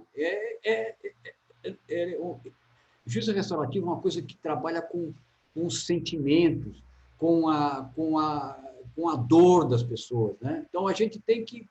É uma coisa muito, muito séria. A gente tem que se conscientizar disso. E o facilitador é o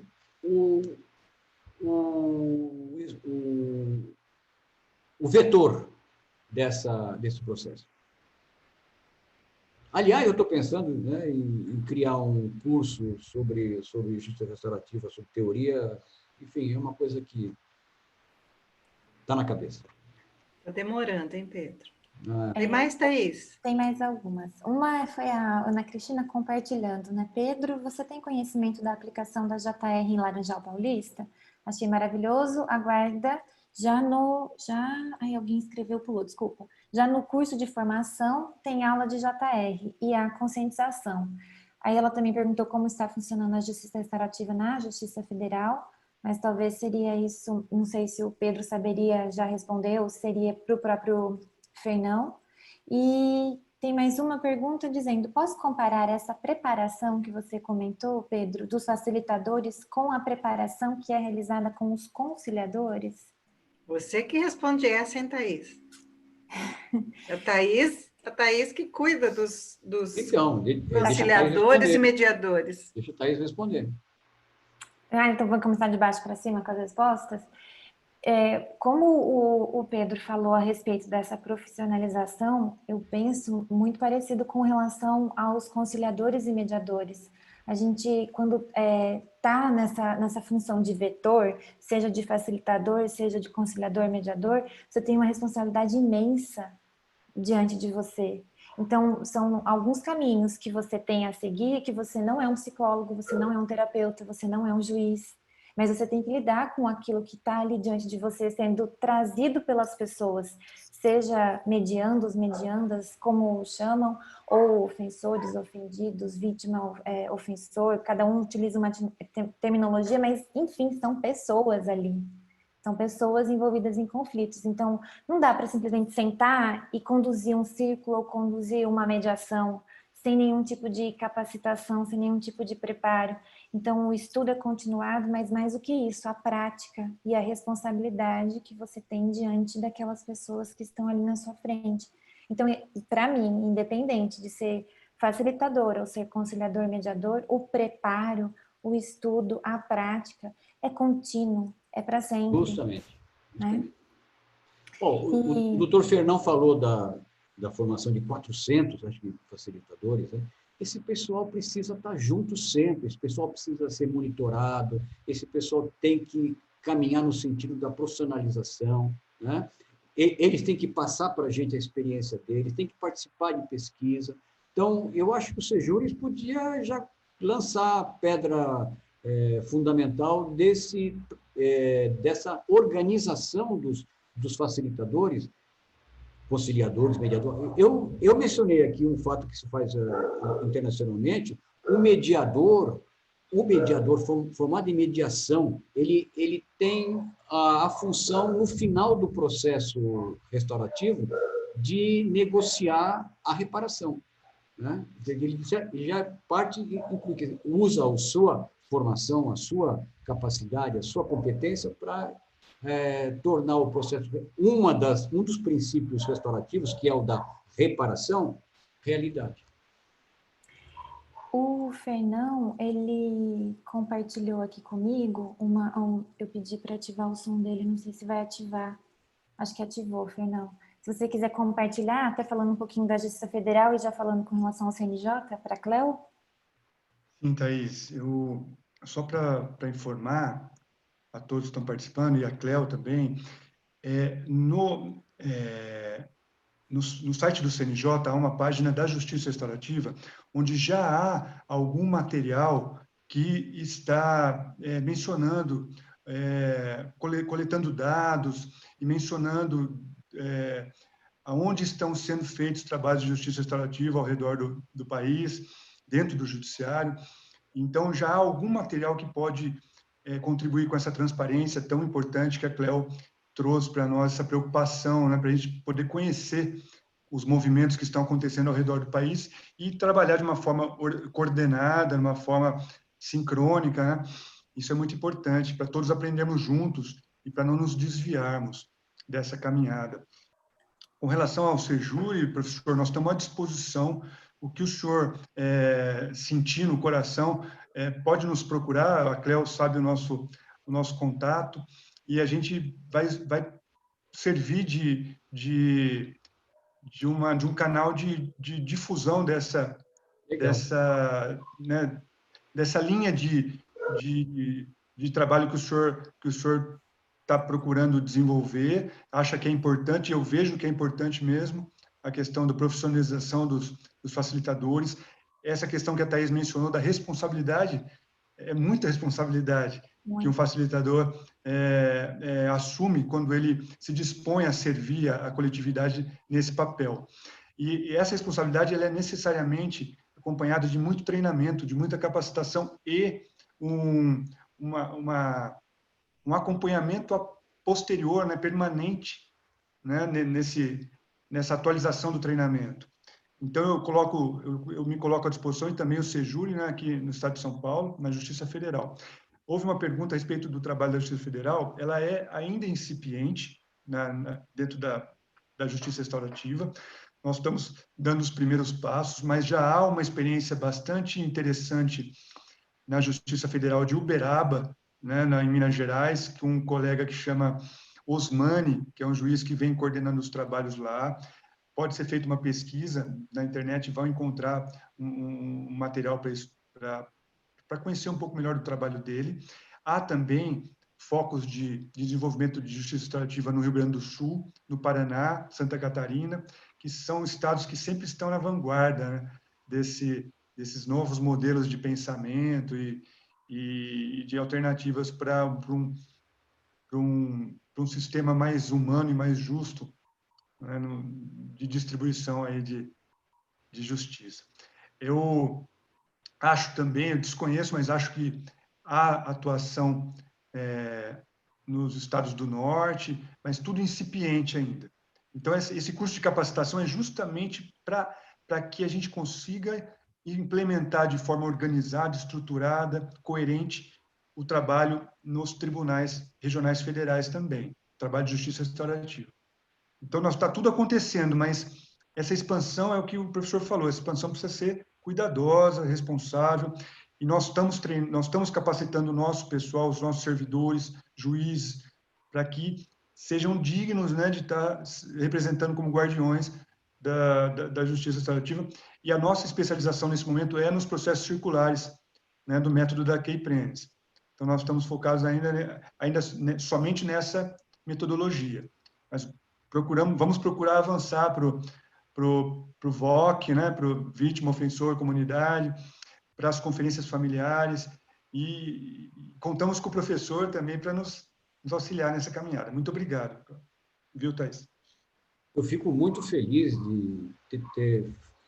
Para mim, esse evento foi muito gratificante, não só por ter falado com vocês, mas particularmente por saber do Dr. Fernão e do trabalho no Ministério Público. O Ministério Público sempre foi o ponto estratégico do sistema de justiça para a gente trabalhar a justiça restaurativa. Eu quero comentar também que existe um trabalho muito grande feito pelo MP lá de Minas Gerais, Belo Horizonte, né? Com a Dani Arlê, e até conversei com uma das meninas que fazem, que é uma facilitadora, e ela falou que lá eles fazem com os jovens, né? Os jovens infratores, e só que eles já fazem o atendimento com a vítima. Mas, gente...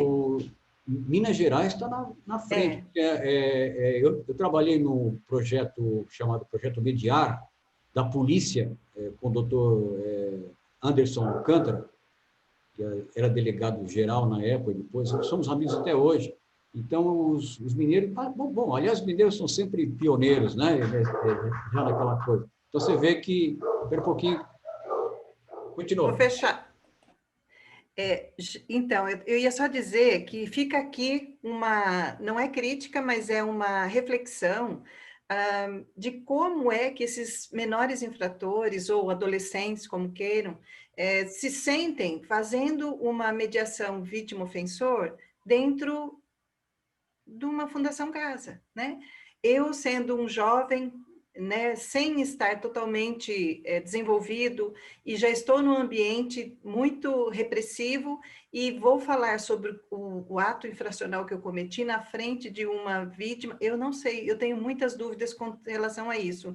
E eu estou falando aí, gente, do ambiente. Talvez se fosse um ambiente fora do presídio, né? Eu vou falar que é presídio porque é um presídio. As fundações são um presídio, mas será que se tivéssemos um ambiente fora de lá, com todo a boa vontade que o pessoal lá tem, eu sei que tem, que é um trabalho maravilhoso, mas eu fico pensando se essas crianças, porque para mim são crianças, se eles têm essa maturidade para entender o que está acontecendo dentro desse ambiente. Se um local fora não seria o ideal para fazer esse tipo de encontro, sabe? Aí, e acho que Cléo, desculpa interromper, mas eu conheço fatos de juiz que traz a vítima para o presídio para conversar com o infrator, com aquele que agrediu, né, sem contar nada para a vítima o que vai acontecer. Já vi isso também, Pedro. Então, tá vendo? A Cristina falou que ela tem um projeto Escutar, né, Cris? Escutar é bom. Escutar restaurativa, né? E ela está dizendo que ela tem um curso lá de mediação e pós-graduação, né, Thaís? De pós-graduação na área de mediação, né, em conciliação e justiça restaurativa. E a Isabel Cristina disse aqui em Santa Maria, Rio Grande do Sul, a MP faz capacitação para professores trabalharem nas escolas para 44 municípios da região central. Santa Maria sempre vanguardeira, né? Santa Maria, como é que é, da Boca do Monte? Não lembro bem o nome inteiro, mas é.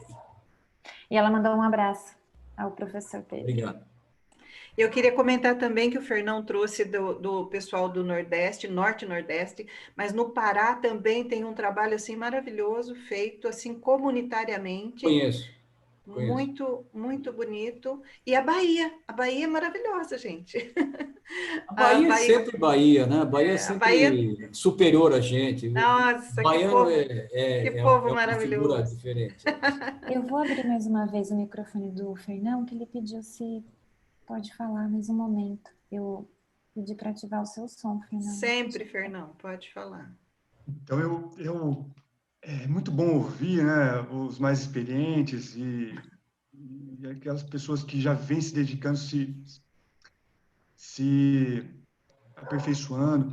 Eu só queria trazer um contraponto em relação à NPP, que o professor trouxe um olhar bastante interessante, a Cléo também, mas eu queria só trazer para o conhecimento de todos que a gente vem estudando qual é a possibilidade de estar aproveitando essa abertura legislativa, que ainda nós temos poucas brechas legislativas para a aplicação da justiça restaurativa. Então, no inciso, salvo engano, no inciso 5 ou 4 do artigo 28A dessa reforma do Código de Processo Penal, abriu uma lacuna, uma brecha para que a gente consiga, desde que seja dessa forma como o professor e a Cléo nos ensinam, responsável, cuidadosa, como guardiões, né, dos princípios, dos valores da justiça restaurativa, a gente está vislumbrando uma brecha muito importante para, em conjunto, né, em parceria com o Ministério Público Federal, em parceria, a gente já fazer a derivação do caso concreto, assim que chega para o Ministério Público, ele nem abre negociação com a parte investigada, né, com o autor do fato, ele não abre, ele deriva diretamente para o Sejure, e lá no Sejure nós vamos dar todo um tratamento restaurativo para aquele conflito, e depois, ao preparar um plano de ação, se chegarmos no plano de ação, aí o Ministério Público já assume a responsabilidade de apresentar esse plano de ação como a proposta do acordo, como o acordo, e aí vai para a homologação do juiz, nos termos que constou do plano de ação, respeitando todas as fases do processo, do procedimento restaurativo, e o juiz homologando, ou Sejure é que faz o acompanhamento e o pós-círculo também. Ou seja, a gente está vislumbrando uma possibilidade de aproveitar essa brecha da legislação para, de alguma forma, contribuir na esfera penal de uma forma, vamos dizer assim, legitimada institucionalmente, dentro do que a lei autoriza. A gente está vislumbrando uma boa porta de entrada para essa política pública. O que o professor diz disso? É apenas um contraponto. Doutor Fernão, eu só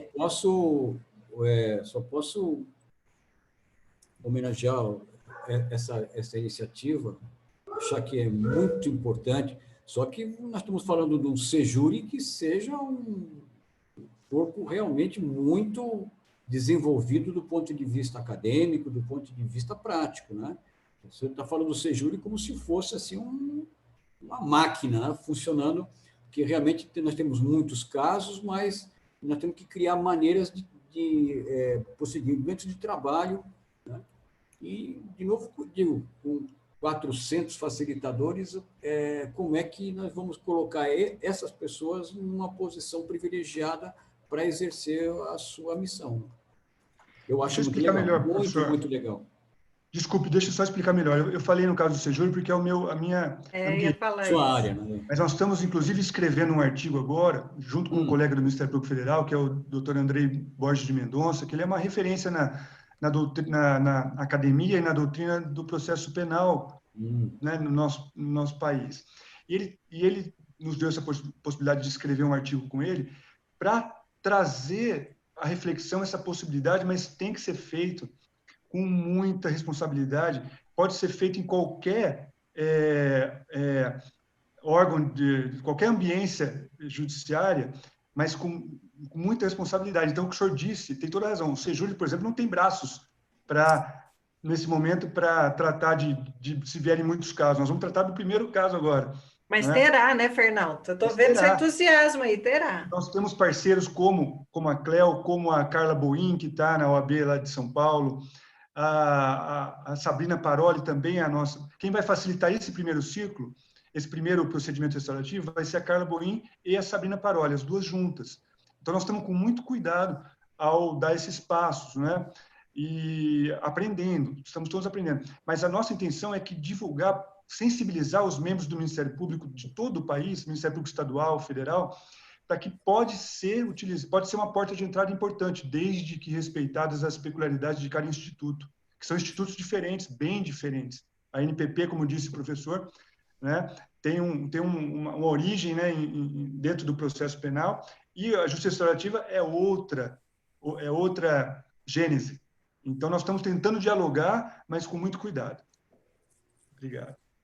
Obrigada, Fernão, pelo compartilhamento todo com a gente. Até por conta do nosso horário, a gente já está caminhando para o encerramento, né, Cleo? Senhor Pedro, o senhor gostaria de compartilhar mais alguma coisa com a gente? Em termos de perguntas, até o momento não temos mais nada, muito embora temos muita gratidão por todo esse compartilhamento de conteúdo com a gente, que também foi enriquecido pela Cleo e pelo Fernando. Olha, eu agradeço muito a vocês. Eu já me considerava, eu já tinha pendurado as chuteiras, porque eu estava muito desanimado com o desenvolvimento aqui da justiça restaurativa no Brasil. desanimado por conhecer certas coisas, mas principalmente por desconhecer. E conhecendo, a gente vai vendo que a coisa não é tão ruim assim, pelo contrário, ela está avançando, né? Vocês, na verdade, eu vim aqui mais como aluno, como outra coisa, estou ouvindo vocês falarem e realmente eu fico muito confiante e sei que vocês são pessoas dignas de confiança. Eu só espero ter a oportunidade de participar de mais coisas como essas que vocês me ensinaram hoje. Obrigado, viu? Ai, nós que agradecemos, Pedro.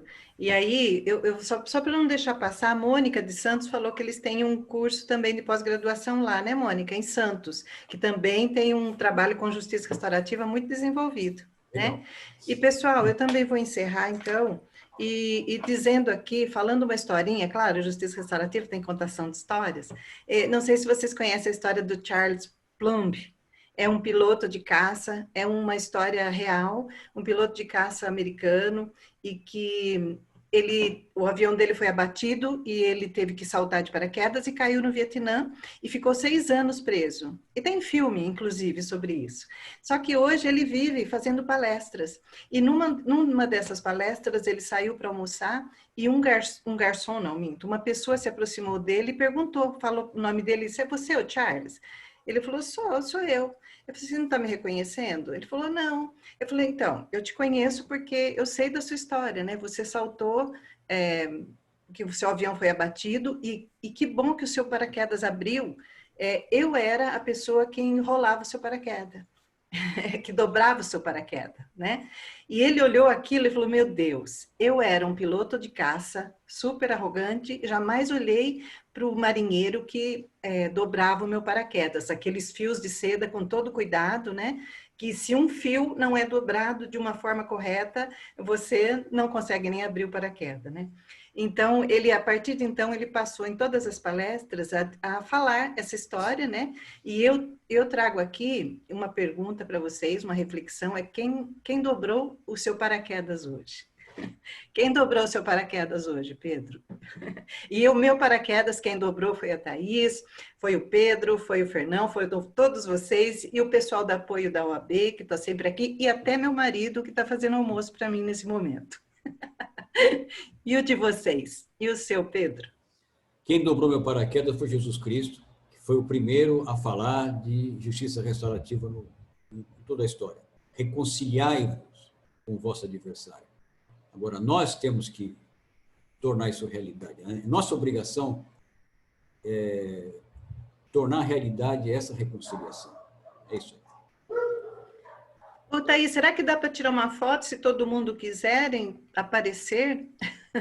Tiramos 2, tem 2 páginas, dá tempo? Acredito que sim, temos Pessoal, ainda 10 para abrir a câmera, né? Isso, por favor, quem quiser aparecer na fotinho aqui com o Pedro, olha lá, ó. E já, enquanto todo mundo vai abrindo aí seus vídeos, suas câmeras, eu vou agradecer, então, a todas e todos que se fizeram presentes nesse momento, de várias localidades desse Brasil lindo, maravilhoso. Agradecer Cléo, Fernão, Pedro, por esse compartilhamento incrível de conhecimento com a gente, e sempre a OAB. Muito obrigada aos funcionários, ao Ivan, representando a OAB Campinas, e a OAB São Paulo também, pelo apoio, incentivo. Doutora Thaís, só uma coisa. E parceria, claro. Quando eu vejo essa foto que vai ser batida, eu me lembro da pessoa que falou primeiro, foi o professor Sherman, lá em 1998, falou, ele duvidava que no Brasil pegasse justiça restaurativa, porque nós não tínhamos esse espírito reflexivo dos anglo-americanos e tal. E eu já falei isso para ele, mas eu vou mostrar essa fotografia para ele. Tá vendo aqui, Larry? Você disse que não pegava? Pegou. Então eu vou tirar. Thaís, não esquece que são 2, então, páginas, porque tem mais gente, né? Eu já estou printando. Viu, você está printando? Ai, obrigada. Tá ótimo. Então, você fez das 2, Peraí, deixa a gente ficar com uma pose bonita, né? Então vai, libera a câmera. Uma foto para selfie. 1, 2, 3 e... Peraí, deixa eu tirar da outra tela. Aí, Ivan... Bom, eu vou deixar o encerramento para vocês, mas eu queria agradecer ao Pedro, a Cléo, a Thaís, a todos os demais membros da comissão, aos palestrantes, aos funcionários. Foi uma manhã excelente. Muito obrigado, viu, Pedro? Belas palavras. E é isso aí. Acho que a gente vai plantando de pouquinho em pouquinho uma tentativa de um mundo um pouco melhor, né? Tem tanta notícia triste que deixa a gente para baixo aí, mas eu acho que se não for a vontade de alguns, a gente não chega em lugar nenhum. Obrigado, viu? Obrigado a você. Obrigada, pessoal. Mairani, um beijo. Beijo para todo mundo. Ana Laura, Fabi, Carla. Carla, esqueci da sua pergunta. Beijo. Tchau, gente. Obrigada, viu? Tchau, Obrigada, Thaís. Pedro, Obrigada. mais uma vez.